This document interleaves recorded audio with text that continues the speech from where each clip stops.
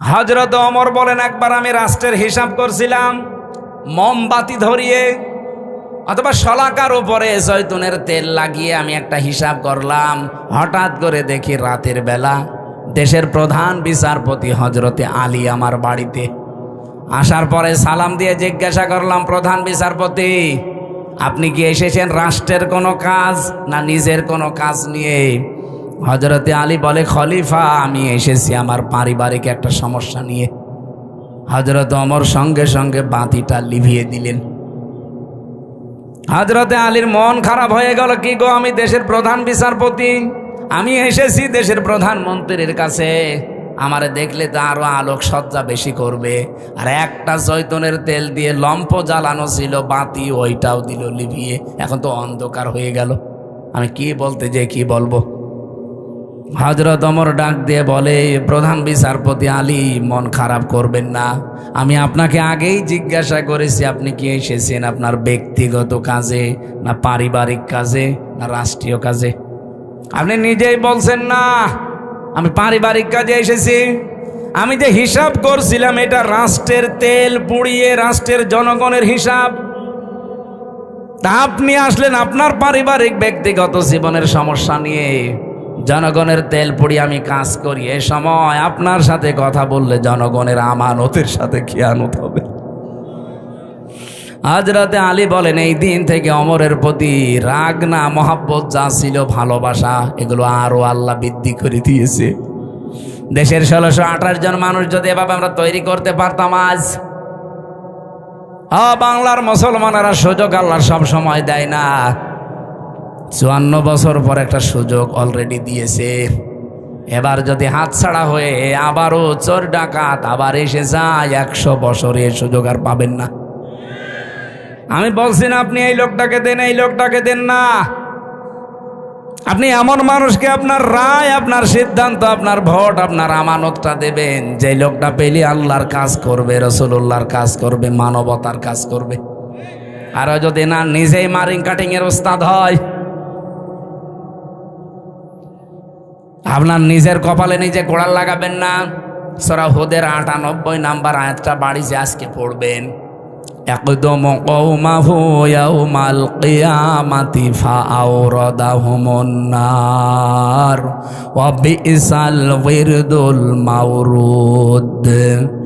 আল্লাহ পাক, এটা বাংলা অর্থ হচ্ছে, যেই দলের নেতা জাহান্নামে যাবে ওই দলের অনুসারী কর্মী সব তার সাথে জাহান্নামে যাবে। পৃথিবীতে কোনো মানুষ যদি একটা জিনিস হারিয়ে ফেলে,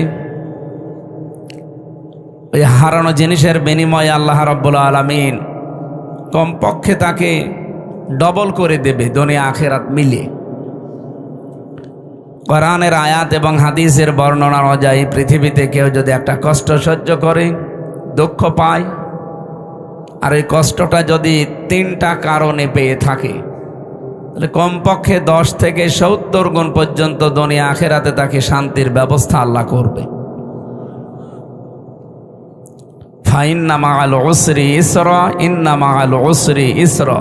এই আয়াতের তাফসিরে দেখবেন ফি জিলালিল কোরআন সাজ্জাদ কুতুব রহমাতুল্লাহ আলাইহি টিকার ভেতরে তিনি দিয়েছেন, কোন মানুষ যদি দুনিয়ার ময়দানে একটা কষ্ট সহ্য করে, তাহলে এই কষ্টের জন্য আল্লাহ যে সুখ, শান্তি, স্বস্তি, নিরাপত্তা, কল্যাণের কথা জানিয়েছে সেইটা অগণিত। এজন্য ইসরার আগে আলিফ লাম নেই, উসরুনের আগে আলিফ লাম আছে, এটা মারেফা, এটা নির্দিষ্ট। এর আগে মা আছে, মা মানে সঙ্গে, সাথে। আল্লাহ এর আগে ইন্না দিয়ে গ্যারান্টি দিয়েছেন, অবশ্যই কষ্টের সাথে, কষ্টের পরে, কষ্টের সঙ্গে শোক আছে। তো কয়টা? আমি যেহেতু আলিম মাদ্রাসা, অনেক আলেম এখানে আছে, একটু চিন্তা ভাবনা করে আয়াতগুলো পড়বেন, মজা পাবেন। এদিকে তাকান, তাকান এদিকে। আমার কথা যেটা বলি ওখান থেকে আমি একটা শিক্ষা নিয়ে আসি আগে, তারপরে সামনে যাই। এই আয়াত থেকে আমাদের শিক্ষা কি? একটা কষ্ট যদি কেউ দুনিয়াতে সহ্য করে, একটা কষ্টের বিনিময়ে কমপক্ষে, যেহেতু ইসরার আগে আলিফ লাম নেই, এটা অনির্দিষ্ট, এটা নাকেরা, তার মানে শোক একটা দুইটা না, কত দেবে এটা আমরা জানি না। আল্লাহ একটা নির্ধারিত নিয়ম দিয়েছেন যে সর্বনিম্ন 10, মাংজা বিল হাসানাতি ফালাহু আশরু আমসালিহা। একটা নেকির কাজের পরে কমপক্ষে আল্লাহ ওই 10 গুণ পর্যন্ত সওয়াব দেয়, আর সর্বঊর্ধ্বে 70 গুণ। এরপরে কত আছে এটা আমাদের ধারণার বাইরে, বেগাইরি হিসাব বলা আছে কোরআনে। তো এখানে যেহেতু একটা কষ্ট কেউ সহ্য করলে তার সাথে সাথে আল্লাহ শোক শান্তি দেবে কয়টা? কমপক্ষে নিম্নে 10, ওপরে 70-এর উপরে আরো আছে, আমরা 70-ই ধরলাম। এদিকে তাকিয়ে বলেন সর্বনিম্ন কত? এর উপরে অন্তত 70 ধরি, তার উপরে যত আছে আমাদের হিসাবের যেহেতু বাইরে, ওইটা বাদ দিলাম। একটা কষ্ট যারা আমরা সহ্য করি, এর সাথে সাথে আল্লাহ সুখ শান্তি আমাদেরকে দেবেন 70টা।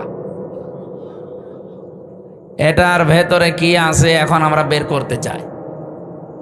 সুখ যদি আপনি দুনিয়ায় পেয়ে থাকেন, কষ্ট যদি আপনি পেয়ে থাকেন, এই কষ্টটা এই শোকটা হওয়া লাগবে 3টা কারণে। কয়টা? আমি কথা বোঝাতে পারছি কিনা বলেন? আপনি কষ্ট পেলেই হবে না, কষ্ট পাওয়া লাগবে দুনিয়ায় কয়টা কারণে? আরো জোরে বলেন। 1 নম্বরে আপনার যদি আল্লাহর জন্য কষ্ট হয়, রাসূলুল্লাহর জন্য কষ্ট হয়, মানবতার জন্য কষ্ট হয়। কয়টা কারণ পেলাম? এই 3 কারণের বাইরে যদি কেউ কষ্ট পায়, তার কষ্টের সাথে আল্লাহ সুখ শান্তি রেখেছেন, এ কথা কোরআনে নেই। এ মাদ্রাসার যারা সম্মানিত আলেম ওলামা যারা আছেন তাদেরকে বলছি একটু ভালো করে খেয়াল করেন। সাধারণ মানুষ হয়তো এভাবে না বুঝলেও আপনারা বুঝবেন।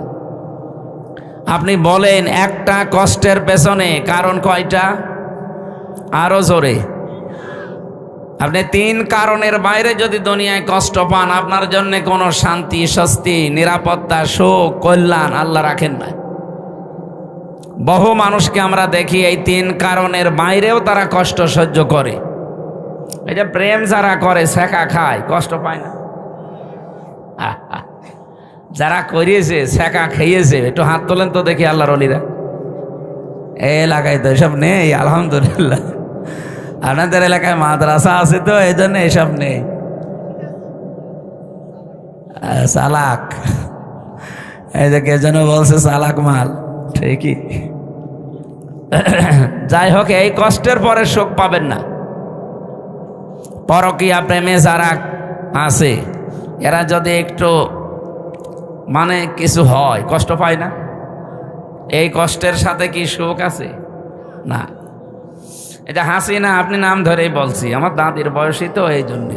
উনি যখন চলে গেল কষ্ট পায়নি? কি কষ্ট পেয়েছে আপনি দেখেছেন, কি কান্না কাঁদছিল। আমার তো মনে হয় স্বামী মরে গেলেও ও এত কাঁদেনি। কি কন্দন গো, মনে হচ্ছে যে সব মরে গেছে একদিনে। আমি এর আগেও কন্দন দেখেছি কিন্তু চোখে পানি দেখিনি। এই দিন সত্যিই চোখে পানি বেরিয়েছিল। তার মানে এই দিন কষ্ট, কথা বললে না কেন? এই যে কষ্ট পেলে, কষ্টকে আল্লাহর জন্যে, রাসূলুল্লাহর জন্যে, মানবতার জন্যে, কিসের জন্যে? মানবতা ধ্বংস করার জন্যে। তাহলে কোরআন বলছে যারা কষ্ট পাবে, কারণ কয়টা? এখন আমরা যারা এই যে 54 বছর স্বাধীন হয়েছে বাংলাদেশ, বিশেষ করে 15.5 বছরে কষ্ট পেয়েছি। আমি নাম ধরেই বলছি ভাই, আমি নিজে যেহেতু ভিকটিম, আমি কষ্ট পেয়েছি। নাকি মনে করছেন আমার কোনো কষ্টই হয়নি? আরে ভাই, আমি যোগাযোগ বিচ্ছিন্ন ছিলাম 3 বছর ফাঁসির কন্ডেম সেলের ভেতরে। সেলখানার ভেতরে আর একটা জেল আছে, তার নাম বলা হয় সেল। সেলের ভেতরে আর একটা জায়গা আছে, তার নাম ফাঁসির কন্ডেম সেল, যেখানে মার্ডার মামলার আসামি থাকে। আমি কি মার্ডার করে গিয়েছিলাম? এর ভেতরে আর একটা জায়গা আছে, তার নাম কবর সেল। এটা রাজশাহী আছে আর যশোরে আছে, আর গাজীপুরের কাশিমপুর কারাগারের 4 নাম্বারটায় আছে। এছাড়া আর বাংলাদেশে সেরকম কোনো জায়গায় আমি পাইনি। আমার যেহেতু বিভিন্ন জায়গায় নিয়ে যেত কষ্ট দেওয়ার জন্যে। জেলখানায় দিলে 3 বছর না, 30 বছরও আমি এত কষ্ট পেতাম না। 24 ঘন্টা একটা রুমের ভেতরে। রুম কিসের? এদিকে 3.5 হাত, এদিকে 2.5 হাত, একটা কবরের মতো। এর সামনে আবার টয়লেট দেওয়া, ওর ভেতরে খাওয়া, ওর ভেতরে গোসল, ওর ভেতরে ঘুমানো, ওর ভেতরে পড়াশোনা। এই তারপরেও যদি একটু 10-15 দিন পরে বাড়িতে একটু কথা বলতে দিত যে কেউ বেঁচে আছে না মরে গেছে, না। 3 বছর দেখা সাক্ষাৎ নেই, কথা তো নেই। অথচ সারা জেলখানার লোক, যারা ফাঁসির 10 জন ফাঁসির আসামি, মানে 10টা মার্ডার করেছে, সেও আমার সামনে অন্তত 7 দিন পরে পরে একবার কথা বলে, 15 মিনিট 20 মিনিট করে বাড়ি। এই যে কষ্টটা আপনি দিলেন, আমার কি কিছুই হয়নি? আপনি নিজেকে একটু দাঁড় করান তো। আমার এই বয়সে, আমার তখন 30 বছর ছিল, এখন তো 33। এই বয়সে এই কষ্টটা আমি যদি অপরাধ করে পেতাম, আমার কোনো কষ্ট লাগতো না। আমি যদি 10টা মার্ডার করে যেতাম, আমাকে কষ্ট দিতে, আমি মেনে নিতাম।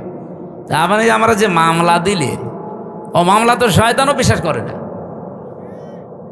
আমারে মামলা দিয়েছে যে আমি আনসারুল্লাহ বাংলা টিমের প্রধান সারা বাংলাদেশের। অথচ কি ও ছাতা আমি জীবনে নামই শুনিনি। আনসারুল্লাহ বাংলা টিম যে কি, এটা জীবনে আমি নামও শুনিনি ওর আগে। ওই জেলে যেয়ে শুনলাম যে আনসারুল্লাহ বাংলা টিম নামে একটা টিম আছে, ওদেরকে জঙ্গি বানিয়ে বিভিন্ন দেশের মোড়লদেরকে এই ইন্ডিয়ার প্রেসক্রিপশন অনুযায়ী এই দেশে যারা দায়িত্বে ছিল তারা দেখাতো যে এই দেশে জঙ্গি আছে। অথচ এই যে ডিএমপি কমিশনার এখন আমাদের ঝিনাইদহ বাড়ি, শেখ সাজ্জাদ হোসেন, মানে 3 দিন আগে জানিয়েছে যে বাংলাদেশে জঙ্গি বলে কিছু নেই, এগুলো সব নাটক ছিল। কারণ একজন মহিলা নাটক লিখত, আর কাউন্টার টেররিজম আর ডিবিতে যারা কাজ করে তারা এগুলো সব মন্তস্থ করত। যেহেতু যিনি নাটক লিখবে তিনি পালিয়েছে, তে নাটক লিখবে কে? আর যারা মন্তস্থ করবে তারাও তো পালিয়েছে। যারে তারে নিয়ে যেয়ে জঙ্গি বানিয়ে দেয় না, শুধুমাত্র যারা ইসলামপন্থী, যারা আলেম ওলামা, এদেরকে হয়তো নিয়ে যেয়ে 1 মাস 2 মাস 1 বছর 2 বছর গুম করে রাখে। ওই মিনি আয়না ঘর আছে, বিগ আয়না ঘর আছে, এখানে নিয়ে যেয়ে রাখে মাটির নিচে। 1-1.5 মাস 2 মাস 2 বছর 5 বছর পরে বের করবে। এত বড় বড় নখ হয়ে যায়। আমি নিজেও তো 10 দিন ছিলাম, প্রথমে দেখেছি ওই যে দেওয়ালে লিখে রাখে, এই বড় বড় নখ দিয়ে লিখে রাখে যে ভাই কেউ যদি বাইরে যেতে পারেন এই নাম্বারটায় অন্তত জানাবেন যে আমি বেশি আছি। সে লোকটা জানে না যে এটা কোন বছর চলছে, এটাতে 2025 সালও জানে না। এমনকি লোকটা জানে না যে এখন কয়টা বাজে, বা এটা কোন মাস চলছে, কি বার, এটা কি দিন না রাত, এখন কি সূর্য উঠেছে না রাতের গভীর, ওর কিচ্ছু জানা নেই। আমিও তো 10 দিন জানি না যে আমি কি সূর্যের আলো কোনোদিন দেখতে পারবো, সূর্যের আলো কেমন হয়। 10 দিনেই মনে হয় আমি ভুলে গেছি। তাহলে বলেন তো, যে লোকটা 10 বছর 12 বছর পড়ে আছে একটা ঘরে এভাবে, তাও হাতের সাথে পায়ের সাথে শিকল লাগানো, আপনি নিজেকে ওই জায়গায় দাঁড় করান তো, কেমন লাগে আপনার? এই যে নখ তোলে যে সমস্ত জিনিস দিয়ে মেশিন, এগুলো আমাকে দেখিয়েছিল যে এগুলো আমরা দিয়ে নখ তুলি। আমার আগে ছাত্র দলের এক ভাইকে নিয়ে গেল, ও নখ তুলবে। এরকম একটা চেয়ার আছে, চেয়ারে বসিয়ে হাতের সাথে পায়ের সাথে ক্লিপ লাগিয়ে দেয়, গলার সাথে একটা বেল্ট লাগিয়ে দেয় যেন আপনি নড়তে না পারেন। একটা মেশিন আছে, ওইগুলো নিয়ে এসে হাতে আর পায়ের কাছে ধরে, একটা টিপ দেওয়ার পরে একবারে আপনার এই হাতে আর পায়ের 20টা নখ খুলে চলে আসবে। আরে নখ খুলে আসলে তো ছেড়ে দিলে তো হয়, ওর উপরে তখন ওই যে পাতলা মিহি যে লবণ আছে না, মোল্লা সল্ট, ওইটা ছিটিয়ে দেয়। আপনার শুনতে এমন লাগছে, তাহলে আমার কেমন লাগেছে বলেন তো? শিবিরের সভাপতি ছিল দেলাওয়ার ভাই, ওনার একটা নখও পায়নি, প্রত্যেকটা তুলে লবণ দিয়েছে। অথচ উনি সেন্সলেস, জানে না যে আমি মরে গেছি না বেশি আছে। তার আছে না পাতলা আছে মিহি তার, তার গরম করে লাল হয়ে যায়, তখন লজ্জাস্থানে ঢুকিয়েছে। পুরুষাঙ্গ ওনার নষ্ট হয়ে গেছে। পরবর্তীতে চিকিৎসার মাধ্যমে আল্লাহ আবার ফেরত দিয়েছে। আমার সামনে বলছিল রিমান্ডে ওই আসাদুজ্জামান, এটা কোলাঙ্গার এই কাউন্টার টেরোরিজমের প্রধান ছিল, এবং ডিসি আব্দুল মান্নান, আরও চট্টগ্রামে বাড়ি আতিকুর রহমান ভূঁইয়া এডিসি। আমি নাম ধরে বলছি কারণ আমি এই সাজাগুলো পেয়েছি তো। শেখ ইমরান হোসেন খুলনা বাড়ি, এরপরে জাহিদ হাসান, গোপালগঞ্জের মনিরুল ইসলাম,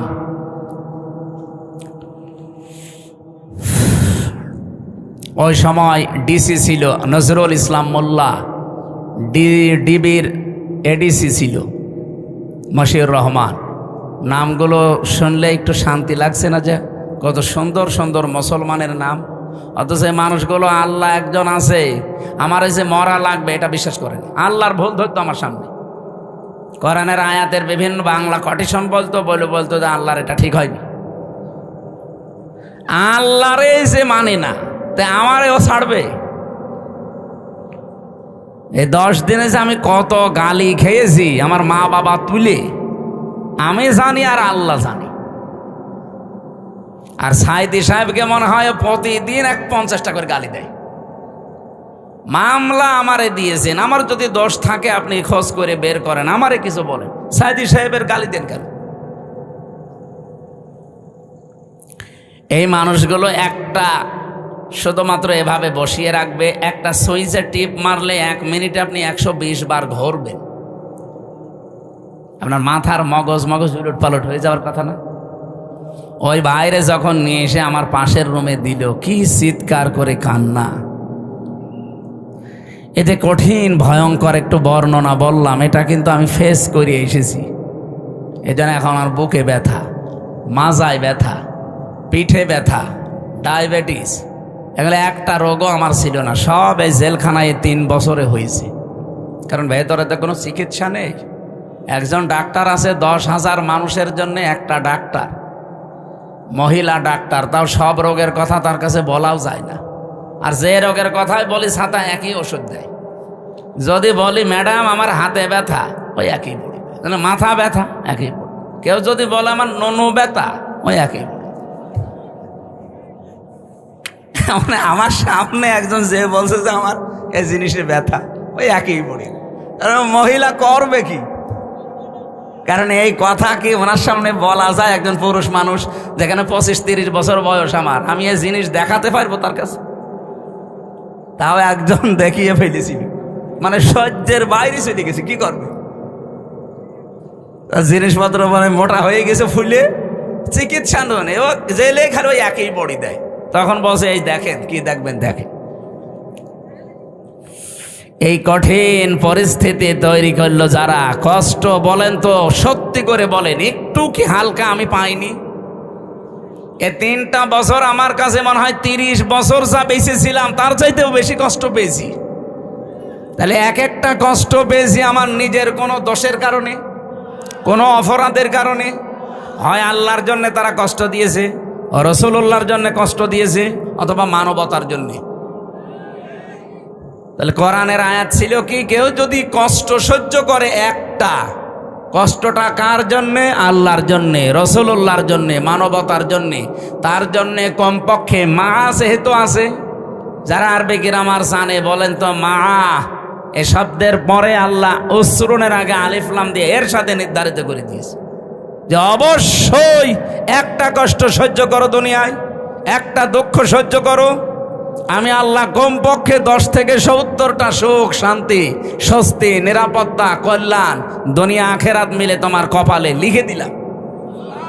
আল্লাহর এই ওয়াদা কি মিথ্যা হবে? বলেন বলেন। অন্তত 15.5 বছরে আমরা যারা 50টা কষ্ট পেয়েছি, না পাইনি? 50টা কষ্ট যারা পেয়েছি এই 3 কারণে, তাদের জন্য আপনি 50কে 70 দিয়ে গুণ দেন তো। 3500 কমপক্ষে সুখ, শান্তি আল্লাহ আমাদের সামনে রেখে দিয়েছে। এগুলো দুনিয়া আখেরাতে আল্লাহ আমাদেরকে দেবে, এরপরে অন্য কিছু। এরপরের আয়াতটা যেহেতু আল্লাহ রিপিট করেছেন, এই জন্য বলছি। আল্লাহ রাব্বুল আলামিন বলেন, ইন্না মা'আল উসরি ইসরা। আগেরটা শুনে যেমন শান্তি পেয়েছো, পরেরটা একটু শোনো, কেমন লাগে বলবো। পরেরটা আল্লাহ জানাতে চেয়েছেন, দুনিয়া থেকে যদি একটা সুখ ভোগ করে, একটা সুখ যদি কেউ শান্তি ভোগ করে দুনিয়ায়, আর ওই সুখ যদি অবৈধ সুখ হয়, আবার তাকান এদিকে, আপনি সুখ ভোগ করলে অশান্তি পাবেন দুনিয়ায়, বিষয়টা এমন না। সুখ যদি হয় অবৈধ সুখ, এ শান্তিটা যদি অবৈধ শান্তি হয়ে থাকে, একটা সুখ শান্তি ভোগ করার বদলে এর সাথেও যেহেতু মা আছে, আপনি অবশ্যই দুনিয়াতে কমপক্ষে 10 থেকে 70টা অশান্তি দুনিয়ায় পাবেন। আগেরটা শুনে তো ভালোই লাগছিল, ছাতা পরেরটা বললে তো কেমন লাগছে। দুনিয়াতে আপনি একটা সুখ ভোগ করছেন, কিন্তু সুখটা অবৈধ সুখ। ও নওগাঁবাসী, ইমান থেকে বলবেন, যদি থেকে থাকে আপনার বিবেকে যদি কাজ করে, 15.5 বছরে যারা ছিল তারা সুখ পায়নি। এক কথা বলছেন না কেন? এ সুখটা কি বৈধ সুখ না অবৈধ? আপনি সুখ ভোগ করবেন, করেন, কিন্তু বৈধভাবে করেন। এ 15.5 বছরে 3 বার যারা ভোট করে নাম দিয়ে আপনি গেলেন ক্ষমতায়, সুখ পেলেন। আপনি তো ভোট করে যাননি, কারণ আমি নিজে ভিকটিম। 33 বছর বয়স এখন আমার। 18 বছর থেকে যদি ভোট দিতে আরম্ভ করতাম, আমি 3 বার ভোট দিতে পারতাম, একবারও পারি নাই। তার মানে 3 বার যারা ছিল বৈধ না অবৈধ? বলেন বলেন। এ অবৈধ ভাবে থেকেও কি তারা সুখ পায়নি? আপনি কি এত আসতে বলেন কেন? যারা অবৈধ সুখ পেয়েছেন, যদি মনে করেন 50টা সুখ আপনি ভোগ করেছেন, এক একটা সুখে যদি কমপক্ষে 70টা করে দুঃখ আপনার কপালে থাকে, হিসাব করে আগেরটা যেমন দিলেন, এবার বলেন কত হয়? 3500। আমি কোরআন মাথায় নিয়ে বলতে পারবো, আল্লাহর কথা 100 ভাগ প্রতিফলন হবেই। আপনি বিশ্বাস না করতে পারেন, আমি 100 ভাগ বিশ্বাস করি, কারণ এর ভেতরে কোনো সন্দেহ নেই, সন্দেহর লেশ মাত্র। যালিকাল কিতাবু লা রাইবা ফীহ। আল্লাহ পাক বলেন, আমার এই কোরআনের ভেতরে যত তথ্য দেওয়া আছে, সন্দেহ তো দূরের কথা, সন্দেহের অবকাশও নেই, মিথ্যা তো দূরের কথা।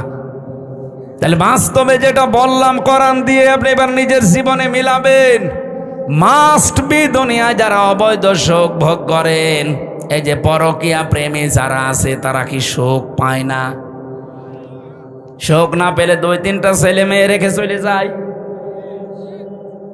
ও মনে হয় গিয়েছে। এত জোরে বলেন কেন? এলাকায় যদি কেউ অবৈধ সুখে থাকেন, এই মুহূর্তে আপনি থেমে যান। আর সুখ আপনি হয়তো কিছু পাচ্ছেন, কিন্তু এক একটা অবৈধ সুখের কারণে কমপক্ষে 70টা দুঃখ সামনে আপনার অপেক্ষা করছে। সুতরাং এই প্রেম ছেড়ে দেওয়া লাগবে, পরকীয়া প্রেম। যারা রাজি আছেন হাত তোলেন তো। এই কার সাথে লাইন আপনার? বিয়ে করেছেন? বিয়ে করলে তো আপনার আর লাইন করার দরকার। আমি এখান থেকে একটা শিক্ষা দিতে চাই, যেহেতু রেকর্ড হচ্ছে, এটা জাতির জন্যে বলবো। এটা আমার অন্য দিকে নিয়েছেন না, যে হুজুর যা বলো সব আমার গায়ে লাগে।